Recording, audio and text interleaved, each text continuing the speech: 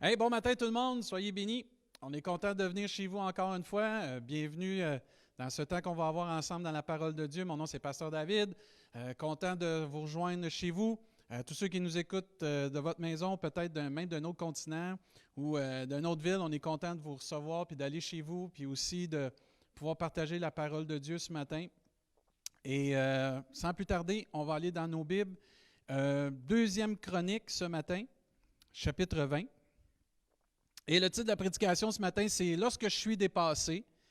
Petite parenthèse, juste après la prédication, on va donner des nouvelles fraîches de ce qui se passe à l'Église pour les membres de notre assemblée, puis pour tout ce qui s'en vient pour notre Église, puis rappeler des choses. C'est-à-dire que pour tous les membres de notre Église, juste soyez là jusqu'à la fin pour qu'on puisse prendre du temps avec vous pour vous partager tout cela. Mais ce matin, on veut parler de lorsque je suis dépassé avec tous les événements qu'on peut vivre présentement. Je peux me sentir dépassé. On peut se sentir peut-être, même si on n'a pas perdu notre emploi, même peut-être que notre temps a été changé parce qu'on travaille à la maison, puis les enfants sont à la maison, puis là, il y a comme on est dépassé avec ce qui arrive. Et Dieu a des paroles pour nous ce matin pour nous encourager lorsque nous sommes dépassés. Et ce n'est pas la première fois que ça arrive à quelqu'un d'être dépassé. On a déjà vécu des choses dans nos vies qui font que des fois on est dépassé. Mais Dieu nous donne, et veut nous donner ce matin des choses clés pour nous aider lorsqu'on se sent dépassé par les circonstances et situations. Et dans 2 Chronique, au chapitre 20, on va commencer à lire au verset 1. On voit que c'est le peuple de Dieu qui pourrait être assailli par des peuples étrangers. Et on va voir le peuple de Dieu faire des choses très clés pour trouver la victoire et pour ne pas être dépassé par ce qu'ils vont vivre. Ça dit, dans 2 Chronique, chapitre 20, au verset 1, on lit ensemble. « Après cela, les fils de Moab et les fils d'Ammon, et avec eux des Moanites, marchèrent contre Josaphat pour lui faire la guerre.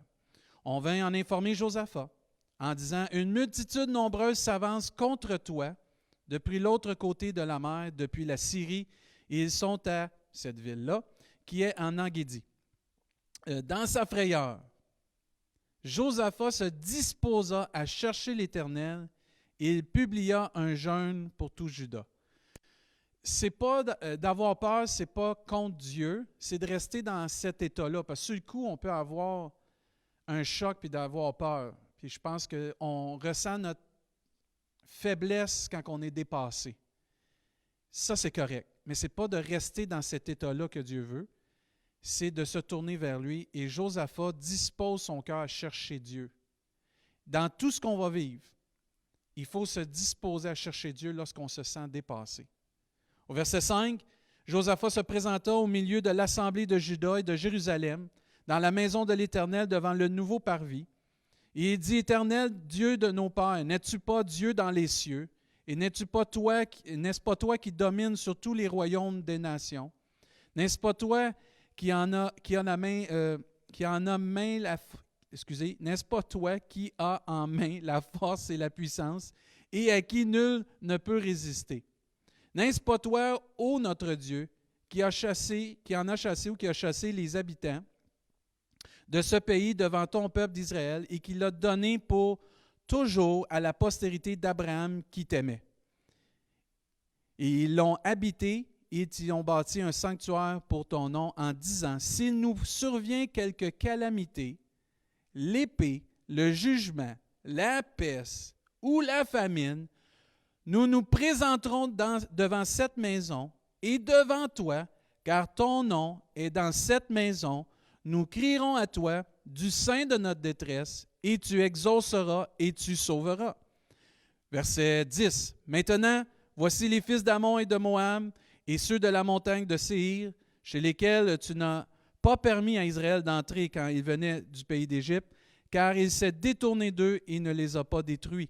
Les voici qui nous récompensent en venant nous chasser de ton héritage, dont tu nous as mis en possession. » Verset 12. « Ô notre Dieu, n'exerceras-tu pas tes jugements sur eux? » Et là, c'est là qui est clé ce matin. « Car nous sommes sans force devant cette multitude nombreuse qui s'avance contre nous, et nous ne savons que faire, mais nos yeux sont sur toi. » Amen.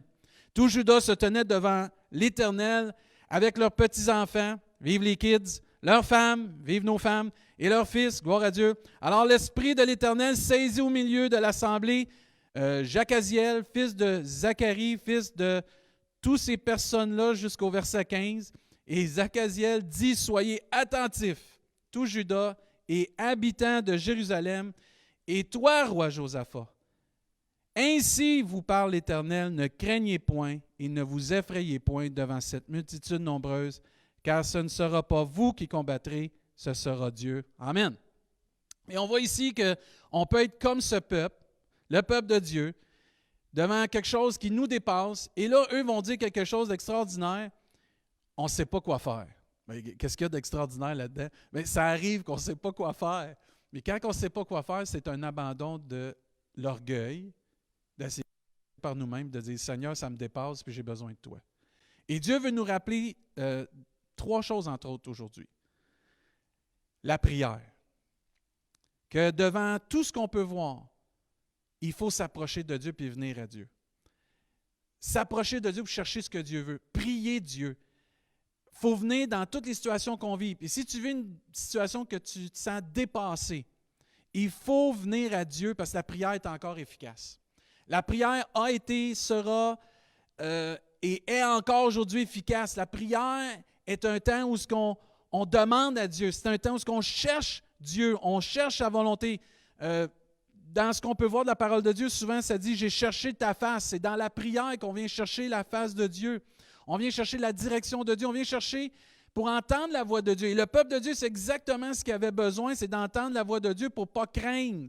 Et Dieu s'est servi d'un de ses serviteurs, puis il a commencé à parler au peuple de Dieu. Quand vous lisez le reste du récit, vous voyez comment Dieu a tenu promesse de les sauver puis de combattre pour eux.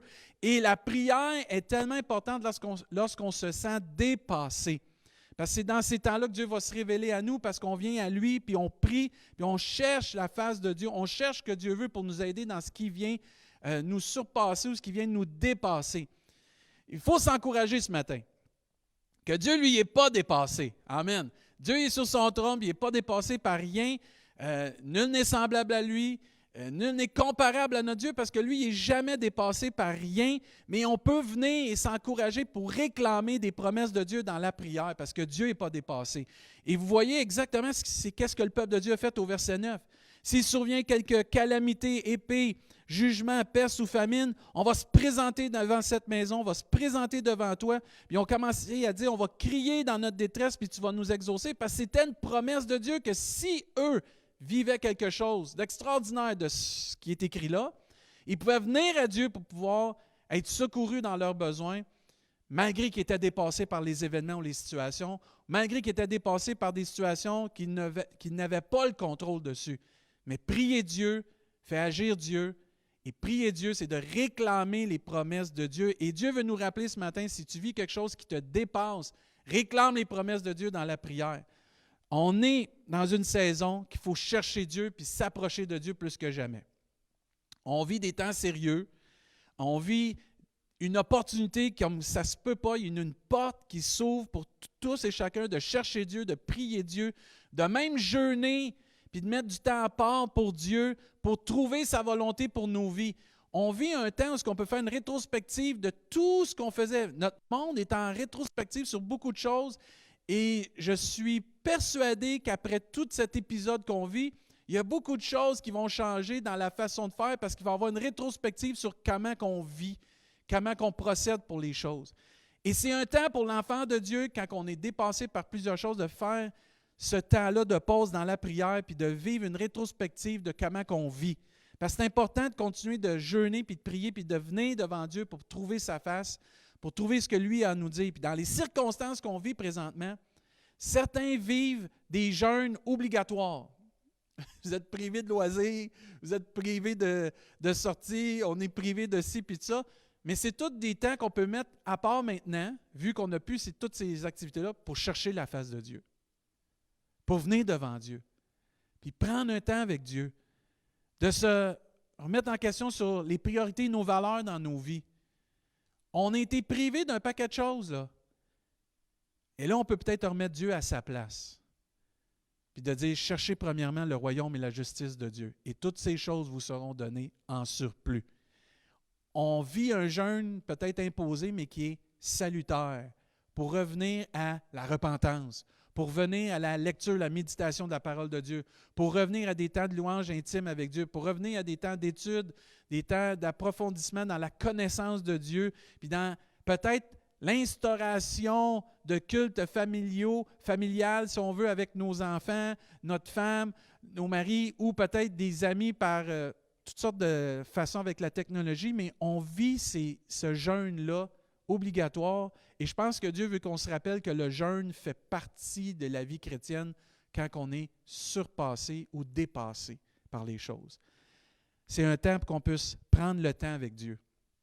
Même que nous sommes dépassés, il faut se rappeler qu'il y a toujours une chose qu'on peut faire en tout temps, à tout moment, peu importe, c'est prier. Chercher la face de Dieu. Personne ne peut nous enlever ça. Certains ont prié en prison, certains ont prié dans les champs, certains ont prié dans les temps d'épreuve, certains ont prié dans les temps de victoire. On peut toujours prier. Puis Dieu veut nous rappeler, lorsque tu es dépassé, lorsque je suis dépassé, prie, cherche la face de Dieu. Mais les enfants de Dieu, on a accès à Dieu. Puis ça, merci Seigneur qu'on a accès à Dieu en tout temps, à tout endroit. Mais on n'est pas obligé d'aller au temple comme eux avaient cette promesse-là. Dans ce temps-là, le temple venait d'être construit, puis tu vois que là, c'était un nouveau parvis, puis là, les gens avaient cette promesse-là. Moi, ce que j'aime, c'est que maintenant, sous la nouvelle alliance, nous sommes la maison de Dieu. La Bible nous enseigne que nous sommes le temple du Dieu vivant.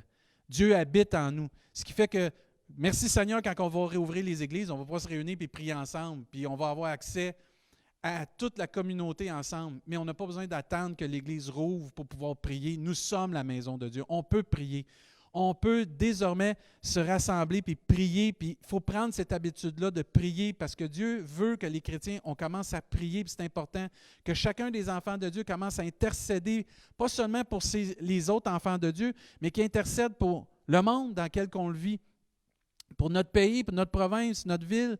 On voit plein de gens autour de nous qui se sentent dépassés par les événements, qui n'ont pas d'espoir, des gens qui ne connaissent pas Dieu, qui ne mettent pas leur confiance en Dieu. Puis peut-être tu écoutes cette prédication ce matin, tu dis, moi je me sens dépassé par ce qui arrive. Mais si tu mets ta confiance en Dieu, comme plusieurs l'ont fait depuis le début de l'histoire de l'homme, chacun a trouvé en Dieu un refuge, chacun a trouvé en Dieu un espoir, chacun a trouvé une solution en Dieu. Et l'enfant de Dieu et toute personne qui prie Dieu va voir dans sa vie des solutions, des miracles, des prodiges, des guérisons et toutes sortes de choses parce que Dieu est tout puissant pour agir. Mais Dieu agit par la prière. Et Dieu veut que tout enfant de Dieu décide de prier pas juste pour son nombril, mais qu'il prie pour le nombril de l'autre, qu'il prie pour le nombril du monde, qu'il prie pour les pays, les provinces puis les villes, afin que chacun, nos communautés qui se sentent dépassées, puissent voir l'action puissante de Dieu. On a accès à la prière. C'est une opportunité de prier, de changer des choses dans notre vie, puis changer des choses dans la vie de notre société. La prière fervente du juste a une grande efficacité. Et là, je sens que dans mon cœur, moi, je crois vraiment qu'il faut revenir à ce temps de prière, mais pas juste pour nous, mais pour les autres, intercéder. L'Église doit se rassembler, pas physiquement parce qu'on ne peut pas, mais s'unir de cœur et spirituellement pour prier, intercéder, puis d'être à la brèche pour voir la main de Dieu dans tout ce qui surpasse, qui dépasse les gens de notre société. On a une responsabilité comme Église d'être là, comme enfants de Dieu. Puis on a une chance de prendre notre place, puis d'être là, puis d'intercéder, puis de prier, de s'unir dans la prière, puis de voir la main de Dieu agir. De voir la main de Dieu agir dans nos vies, dans nos familles, mais dans les autres aussi. Parce que c'est important d'intercéder. C'est à nous, comme enfants de Dieu, de prendre cette place-là. Nous l'avons, par la grâce de Dieu, une des solutions qui va aider. Parce que Dieu veut se servir aussi de tout ce qu'on a autour de nous pour aider les gens à surmonter ce qui leur dépasse. Mais la prière, c'est efficace. Le peuple de Dieu, puis Dieu nous enseigne toujours à prier, d'avoir un esprit de prière. Prenons au sérieux notre mandat comme enfants de Dieu, comme chrétiens, de prier, d'invoquer Dieu, dans tout ce qui dépasse. Prions pour ceux qui sont au front. Prions pour les frères et les sœurs qu'on sait qui sont au front là, dans tout le système de santé. Prions pour nos hôpitaux, nos médecins, nos infirmières, même ceux qu'on ne connaît pas. Prions comme enfants de Dieu pour ceux qui travaillent. Là, c'est des travails essentiels dans notre société présentement. Prions pour eux parce qu'ils sont plus à risque. Prions aussi pour que Dieu puisse agir, pour que les gens qui se sentent seuls ne soient pas seuls, parce que les gens peuvent prendre contact. Prions pour les pays qui vont peut-être vivre le virus prochainement, qui sont moins équipés, puis qui sont dans la panique, ou qui sont pas équipés pour vivre tout ça d'une façon que nous, on peut l'être peut-être ici au Québec ou dans d'autres pays ou dans d'autres continents. J'écrivais à Louise Charbonneau dernièrement, des missionnaires qui sont en Haïti, pour ceux qui ne les connaissent pas. En Haïti, les premiers cas là, sont détectés, mais elle m'écrivait que le premier cas, il a voulu aller à l'hôpital, puis les gens de la place l'attendaient avec des machettes pour le tuer. C'est pas comme ici, là.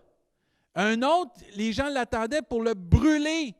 Un autre, il a voulu se rendre pour se faire soigner, puis le gardien de l'hôpital avait un fusil devant lui, puis il lui disait « Tu ne rentres pas ici, si tu rentres ici, je vais te tirer. » C'est des pays qui ont besoin de prière. Nous, on est peut-être dans notre confort au Québec parce que Dieu permet ça, mais c'est à l'Église de prier pour ces gens-là. C'est à nous d'intervenir parce que ça dépasse ces pays-là, ça dépasse ces continents-là. Vous pouvez dire, bien, Pasteur David, ça ne me concerne pas. Bien, c'est ça, quand tu es enfant de Dieu, tout te concerne. À un moment donné, tu n'es pas juste ton nombril. Quand tu es enfant de Dieu, tu es comme Jésus. L'amour transpire. L'amour te pousse à prier pour ces choses-là. Quand tu entends ces choses-là, tu es sensible, tu veux prier, tu veux que Dieu montre sa gloire dans des situations que les gens sont dépassés, que les gouvernements se tournent vers Dieu, qu'il y a une repentance sincère. « Oh, pasteur, tu rêves. Tant mieux si je rêve. Mais je sais que je ne me réveillerai pas de ce rêve-là parce que Dieu veut agir. Puis Dieu utilise ces situations-là. C'est là, cette situation-là. Comment on réagit comme enfant de Dieu va déterminer la fin de ces choses-là. Comment on réagit comme enfant de Dieu va déterminer comment Dieu va être glorifié. Si l'Église ne prend pas sa place, si tu ne prends pas ta place dans la prière, si tu ne prends pas ta place, si je ne prends pas ma place dans la recherche de la volonté de Dieu, on va passer à côté de quelque chose. On va passer à côté d'une opportunité. Et là, on va être une église peut-être, ou des chrétiens qui cherchent des réveils. Hey, c'est le temps, là. Les gens sont assoiffés de connaître ce qui s'en vient. Les gens sont curieux, les gens sont angoissés, les gens sont pleins de désespoir. Et l'enfant de Dieu, qui a une relation avec Jésus-Christ, a la clé pour que ces gens puissent vivre la paix, puis l'amour, puis sortir de toutes ces chaînes d'anxiété et de crainte, puis de voir la main de Dieu agir pour que les gens puissent croire que Dieu existe, puis que Jésus est vraiment le chemin, la vérité et la vie. Mais l'Église doit prendre sa place. On doit prier pour nos autorités. On doit prier pour ces gens-là. On peut offrir et on doit offrir quelque chose à nos voisins, nos amis, nos collègues de travail. Prions pour eux. Tu sais qu'un ami ou un collègue de travail vit des difficultés, il est dépassé. Offre-lui de prier pour lui, pour sa situation. Offrons-leur de prier pour eux. C'est gratuit, mais c'est puissant. Quelqu'un te parle, là, je suis dépassé, je ne sais pas comment je vais arriver. Hey, je comprends, mais moi je prie, puis quand je prie Dieu, Dieu agit dans ma vie, je vais prier pour toi. Est-ce que tu m'offres de prier avec toi maintenant? Prier, c'est la clé. Et Dieu, ce qui est merveilleux, il nous offre ça, puis il nous offre cette puissance-là de pouvoir prier, puis il faut que l'Église prenne sa place. Il faut que tu prennes ta place, puis tu pries. Et quand on regarde au verset 12, quand le peuple de Dieu dit « Nous sommes sans force », devant cette multitude nombreuse, on ne sait pas quoi faire, mais nos yeux sont sur toi. L'autre chose que Dieu veut nous rappeler ce matin, c'est qu'il faut que nos yeux soient sur lui. Je méditais et je disais, pourquoi les yeux? Pourquoi pas les cœurs? Nos cœurs sont sur toi. Pourquoi pas nos mains sont tendues vers toi? Mais les yeux, c'est important. Les yeux démontrent la direction dans laquelle on va se diriger. Les yeux démontrent la direction dans laquelle on va aller pour trouver le secours. Les yeux déterminent vers qui ou vers quoi on va se diriger pour être sauvé ou vers qui ou quoi on se dirige pour trouver l'espoir. Et moi, j'étais un amateur de football américain. Puis, je ne sais pas si vous êtes amateur de football américain, mais dans le football américain, il y a un carrière que lui, il lance le ballon, puis le but, c'est de lancer le ballon à quelqu'un ou prendre le ballon puis l'emmener dans la zone des buts. Mais les joueurs défensifs, pour contrer l'équipe pour pas qu'elle rentre dans la zone des buts, les joueurs défensifs regardent les yeux du carrière. Toujours les yeux du carrière pour savoir vers qui va lancer le ballon pour l'intercepter. Et c'est pour ça que les carrières, souvent, ceux qui lancent le ballon, vont regarder d'un côté, puis ensuite regarder d'un autre et lancer dans une autre direction pour déjouer les joueurs défensifs qui voudraient intercepter le ballon. Mais souvent, ils se fient aux yeux du carrière. Nous, comme parents, vous vous souvenez tous, quand vous avez des petits-enfants, les petits-enfants, ça marche, ils sont tout contents, ils regardent de tous côtés. Qu'est-ce qu'on dit à nos enfants? Regarde en avant. Laisse-toi pas distraire par ce qui est de côté. Quand tu marches, regarde en avant. Pourquoi? Pour pas que tu te cognes ou tu frappes quelque chose ou tu trébuches. Pourquoi? Parce que la plupart des enfants, puis tous les parents, là, vous avez vécu ça à un moment donné, vous vous en allez en quelque part avec vos enfants, puis vos enfants regardent de tous côtés, bang, ils frappent la porte. Pourquoi? Ils ne regardaient pas en avant. Ses yeux n'étaient pas à la bonne place. C'est pareil pour monsieur et madame qui sont en auto. Monsieur parle beaucoup à madame, puis monsieur, tout d'un coup, parce que ses yeux sont plus sur la route, a manqué la sortie. Et là, il va blâmer madame. Mais ce n'est pas à cause de madame, c'est que parce que monsieur, lui, il n'avait pas les yeux à la bonne place. Et Dieu veut nous rappeler ce matin, prions, mais en gardant nos yeux à la bonne place. Est-ce que mes yeux sont sur Dieu lorsque je suis dépassé? Est-ce que quand il arrive des événements, je garde mes yeux sur Dieu? Est-ce que mes yeux se détournent de Dieu? Et là, quand que mes yeux se détournent de Dieu, ma destination, ma direction viennent de changer, là. Mes yeux et la direction vers quoi ou qui mon regard va se tourner va témoigner de ma foi et ma confiance ce matin. De la même façon que quand je ne regarde pas à une place, ça démontre que je n'ai pas confiance là. Vers qui ou vers quoi va se tourner mon regard va déterminer en qui ou en quoi j'ai confiance et en qui et en quoi je n'ai pas confiance lorsque je suis dépassé.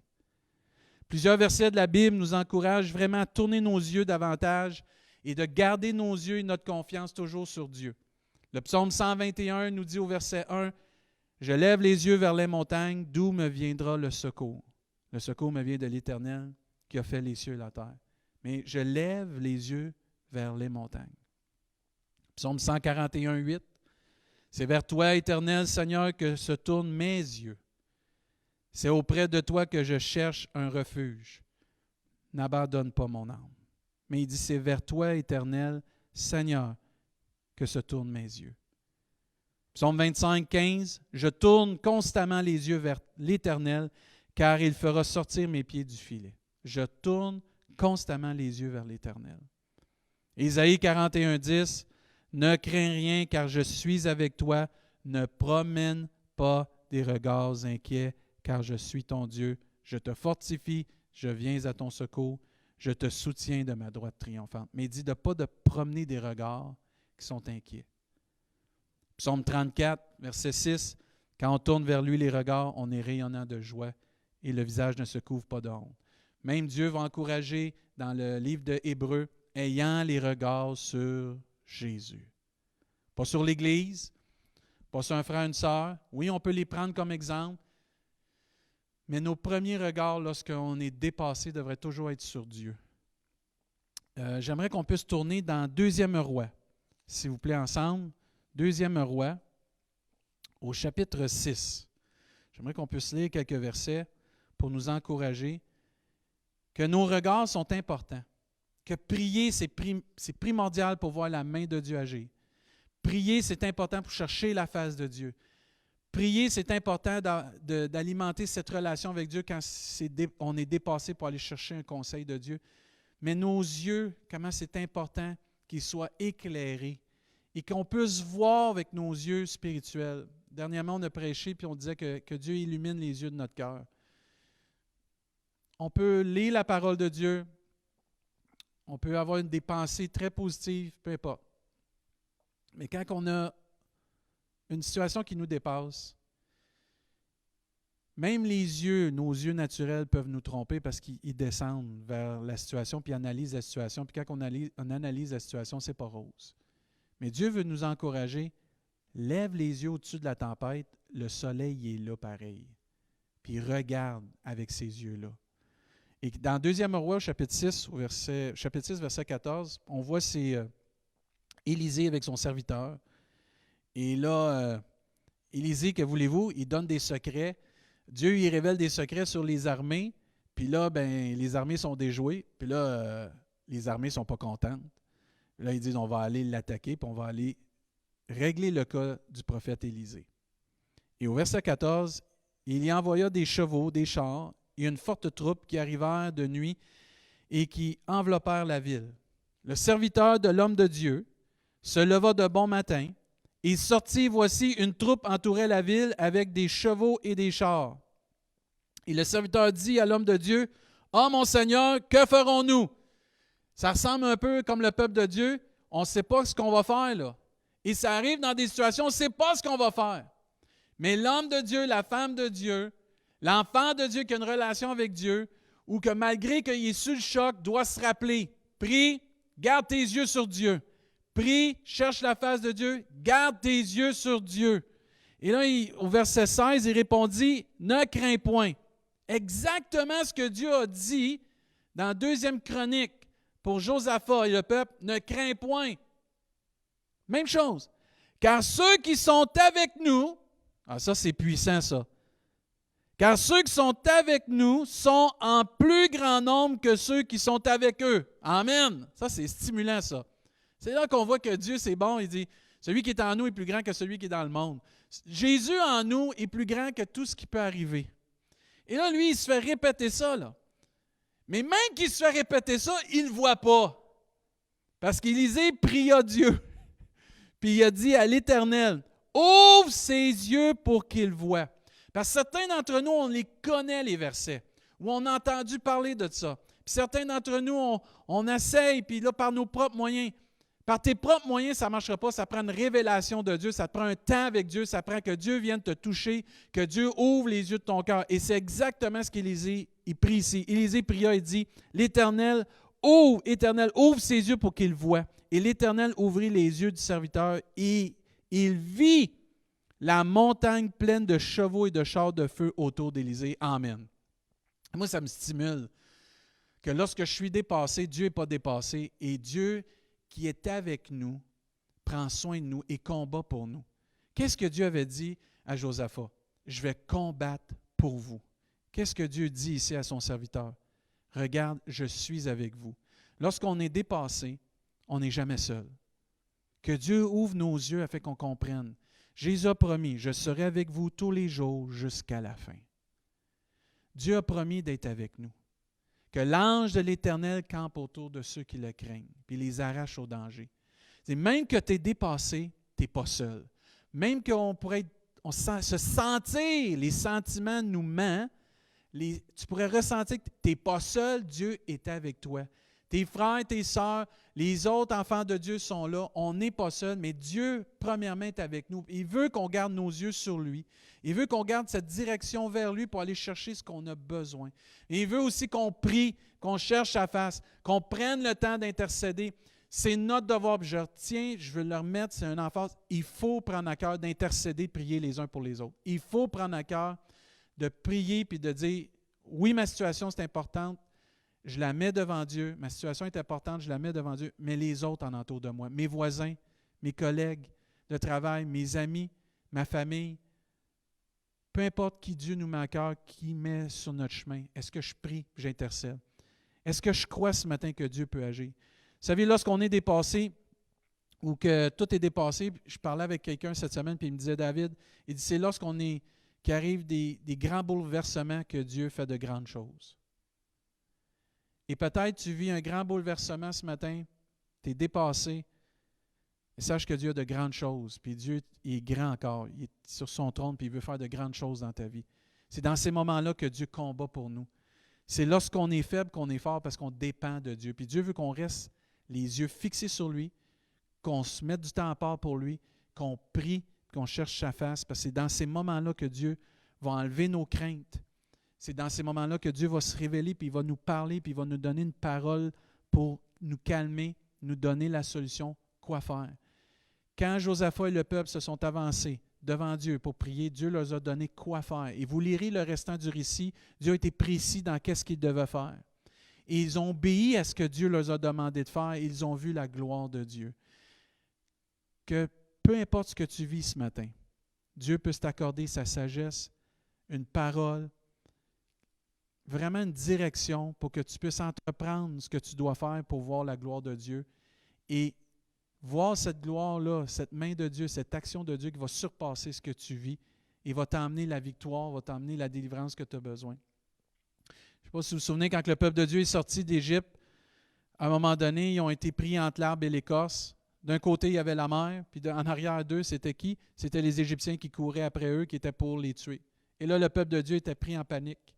Et Moïse va dire au peuple de Dieu, « Ne craignez rien, restez en place et regardez la délivrance que l'Éternel va vous accorder en ce jour, car les Égyptiens que vous voyez aujourd'hui, vous ne les verrez plus jamais. » Ce qui te dépasse peut te submerger, t'engloutir si tu ne te tournes pas vers Dieu, si tu ne pries pas, si tu ne cherches pas sa face, si tu ne gardes pas tes yeux sur lui. Mais si tu gardes tes yeux sur lui, si tu cherches la face de Dieu, Dieu va combattre pour toi. Dieu va prendre le temps, il va te révéler et tout ce que tu sens qui est après toi va disparaître parce que Dieu veut agir dans ta vie. Comment? Je ne le sais pas. À la façon, c'est à lui ça. Moi, je ne veux pas savoir la façon, Seigneur. Je veux juste t'implorer puis voir ta gloire. Reste dans cet esprit-là ce matin. Restons dans cet esprit-là parce que Dieu est encore notre force. La force est encore dans la prière. Et il faut garder nos yeux sur Dieu ce matin. Dieu va se révéler à toi. Dieu va te donner ce que tu as besoin comme parole. Dieu va se révéler pour que tu puisses entendre sa voix puis tu puisses être calme et confiant. Et dans ce calme et cette confiance-là, tu vas avoir ta victoire parce que qu'est-ce qui nous dépasse? Dieu ne laissera jamais rien nous dépasser, nous engloutir parce qu'on se tourne vers lui. L'action de venir à Dieu, puis je termine avec ceci. L'action de venir à Dieu, de jeûner et de prier, de s'unir ensemble pour intercéder. On ne peut pas physiquement, mais on peut le faire spirituellement, puis on peut le faire de cœur. De prononcer aussi ses promesses dans la prière, d'avoir nos yeux sur lui. Ces actions-là vont apporter l'action de Dieu dans ta vie, dans ma vie, dans notre ville, notre communauté, notre belle province, notre beau pays, puis notre monde entier. Et ce n'est pas parce que tu es dans une place, comme moi je suis à Rimouski, toi tu es peut-être à Rimouski ou tu es ailleurs.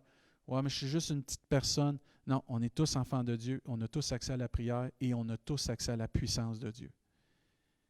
Imaginez si on s'unit tous dans la prière. Tout partout dans la parole de Dieu, quand il y a eu des menaces, quand il y a eu des choses qui bouleversaient. Vous vous souvenez quand les disciples se sont fait empêcher de prêcher dans le nom de Jésus, dans les Actes des Apôtres, se sont réunis, ils ont commencé à prier. Puis on dit, Seigneur, fais qu'il y ait des miracles, des prodiges et des guérisons au nom de ton saint serviteur Jésus-Christ. Ils sont allés prêcher avec assurance.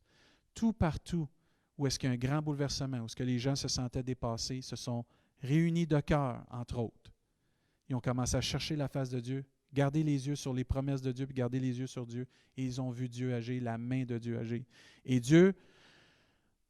en Dieu, on va trouver quoi faire, comment le faire. Dans toutes les situations qui peuvent nous dépasser ce matin. Moi, je veux que Dieu soit glorifié par notre témoignage. Vraiment, je trouve qu'on a une belle opportunité pour témoigner comment Dieu est ressuscité et est vivant. Puis je rends gloire à Dieu de pouvoir nous aider puis qu'on peut prier.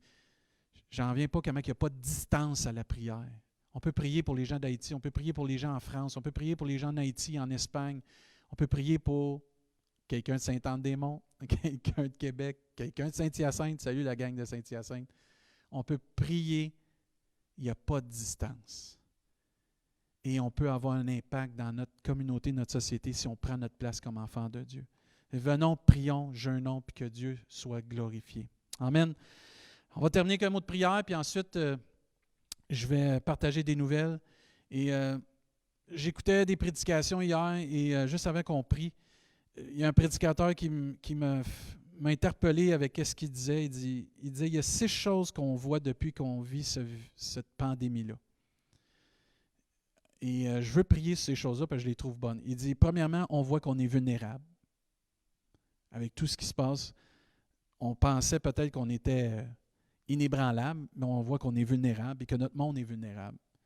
Il dit, on voit aussi qu'avec cet événement-là, comment la crédibilité de la parole de Dieu, elle est vraie. Et je trouvais ça bon parce que c'est vrai, parce qu'il y a plusieurs choses qui sont écrites dans la parole de Dieu qu'on voit s'accomplir. Et on voit s'accomplir dans les vies des gens parce qu'il y a plusieurs gens qui se sentent anxieux, qui ont un manque de paix, puis qui se tournent vers Dieu, puis qui vivent la paix malgré tout. Il disait aussi qu'on voit l'incertitude de la vie. Comment on avait tout planifié nos choses, puis tout d'un coup, l'agenda, il est vide. Ou il a changé beaucoup. Ou la façon de faire, c'est incertain. Ça veut dire que ceux qui sont cartésiens sont tous débousselés, puis ils doivent rebâtir. Mais on voit, il y a une incertitude dans la vie. Il disait aussi qu'on voit avec tout ce qui se passe avec cette pandémie-là qu'il y a un manque d'espoir. Il y a beaucoup de négatifs. Et l'enfant de Dieu, et comme on partageait, il est appelé à garder ses yeux sur Dieu, que lui, c'est le Dieu de l'impossible, le Dieu de l'espoir. Oui, il y a des choses tristes, mais il ne faut pas rester dans le négatif. Il faut rester dans les promesses de Dieu. Il faut rester dans la parole de Dieu. Puis il disait aussi que la cinquième chose, on voit avec cette pandémie, que Jésus est suffisant. Amen. Que Dieu est suffisant encore aujourd'hui. Que Dieu pourvoit aux besoins. Que Dieu est là. Que Dieu combat pour nous. Que Dieu est avec nous. Que Dieu est vraiment présent puis se manifeste de toutes sortes de façons. Gloire à Dieu parce qu'il est présent. Et la dernière chose aussi, c'est qu'il voyait l'urgence du salut, que les gens viennent à connaître Jésus-Christ. Et ce matin, peut-être que tu n'as pas encore mis ta confiance en Dieu. Peut-être que tu es quelqu'un qui a déjà mis peut-être sa confiance en Dieu puis tu as décidé de peut-être de vivre ta vie. Mais sache que Dieu t'aime. Et peu importe la situation qu'on vit, c'est toujours un jour de grâce. Puis Dieu veut te sauver, veut nous sauver. Puis j'aimerais prier pour toi. Si tu sens dans ton cœur que Dieu te parle ce matin, si tu sens dans ton cœur que tu as besoin de mettre ta confiance dans quelque chose de plus grand que ce qui est en train de te dépasser, bien sache que c'est Dieu. Et Dieu peut intervenir dans ce qui te dépasse parce qu'il est au-dessus de toute chose, le Seigneur. Puis j'aimerais prier pour toi, puis j'aimerais prier pour cette prédication, puis ensuite on va aller aux nouvelles qu'on a pour l'Église. Juste te joindre à moi là, dans cette prière chez toi. Seigneur Dieu, je te demande pardon si j'ai péché contre toi. Je te demande pardon si dans ma vie j'ai commis des choses que je n'aurais pas dû. Et je veux te demander pardon pour tous mes péchés, mais aussi je veux mettre ma confiance en toi parce que je me sens dépassé ce matin. Je me sens pris par tout ce négatif, je me sens pris par toutes ces choses, je me sens étouffé, puis je me sens que je vais m'effondrer, puis je vais être englouti, puis je te demande, Seigneur Dieu, de venir intervenir dans ma vie. Je me tourne vers toi, je vais avoir les yeux sur toi. Comme ça a été prêché, tu es le Dieu qui agit dans nos vies. Et je te prie d'agir, puis je prends tes promesses que tu vas combattre pour nous. Je vais avoir mes yeux sur toi. Je te demande de venir dans ma vie, puis de mettre ta paix, ton espoir dans ma vie. Je te demande de venir vraiment me toucher, puis m'enlever toute anxiété, toute peur, afin que je puisse avoir cette assurance, ce calme, cette confiance, cet espoir. Malgré tout ce qui peut être en train d'être bouleversé, je vais avoir une confiance. Je te prie aussi, Seigneur Dieu, de sauver ces personnes, de les toucher, ceux qui ont décidé de faire cette prière, Seigneur Dieu, de venir les bénir, Seigneur, puis de te révéler à eux dans leur Bible quand ils vont commencer à lire, puis de continuer de toucher leur cœur. Je te prie aussi, Seigneur Dieu, pour notre Église, les frères, les sœurs, toute personne qui écoute cette prédication, que si on est dépassé par quelque chose, qu'on puisse mettre du temps à part pour toi. Prier avec ferveur, Seigneur. La prière fervente du juste a une grande efficacité. Prier pour les autres, Seigneur Dieu. Prendre un temps aussi, Seigneur Dieu, de garder nos yeux sur toi et d'écouter ta parole, parce que tu veux combattre pour nous, Seigneur Dieu. Touche-nous, touche encore nos cœurs, garde-nous près de toi. Père, on te demande toutes ces choses. On te rend grâce d'être avec nous tous les jours jusqu'à la fin. T'abandonne pas ceux qui se confient en toi, Père. Au nom de Jésus, on te prie, Père. Amen et Amen. Avant de conclure, là, juste quelques nouvelles pour l'Église.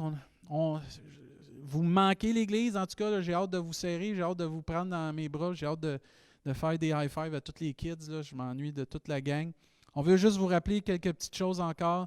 Il y a des études bibliques qui sont possibles, des études courtes, mais possibles pour vous stimuler dans votre foi. Sur le site web de l'Église, il y a le lien, et sur notre Facebook aussi. C'est gratuit, vous pouvez les suivre, vous pouvez les faire en groupe, vous pouvez les faire seuls.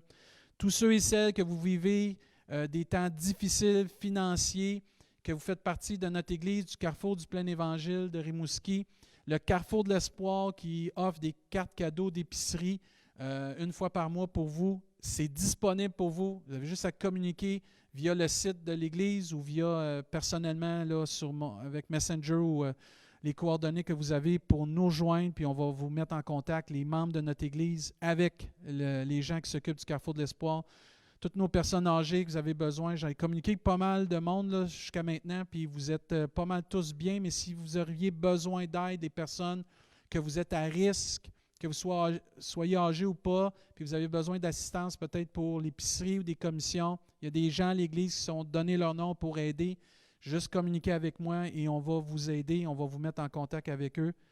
Restons en contact. Je veux féliciter tout le monde. J'appelle beaucoup de monde, j'écris à beaucoup de monde. Puis la plupart des gens, vous me dites que tout le monde vous a au moins écrit, vous a appelé.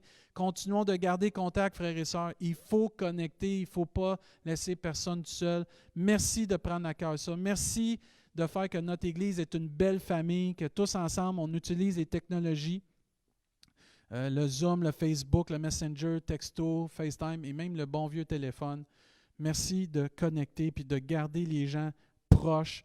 Prenons le temps aussi, puis je vous lance un défi de communiquer avec vos collègues de travail. Communiquer avec peut-être des amis, des voisins que vous sentez, vous savez qu'ils sont seuls. Tendez la main. Soyons présents. Prenons l'opportunité de faire une différence. Soyons là. Toute la programmation de l'Église, toutes les nouveautés sont sur notre site web ou sur le Facebook. Puis ça se peut qu'il y ait d'autres nouveautés qui s'en viennent.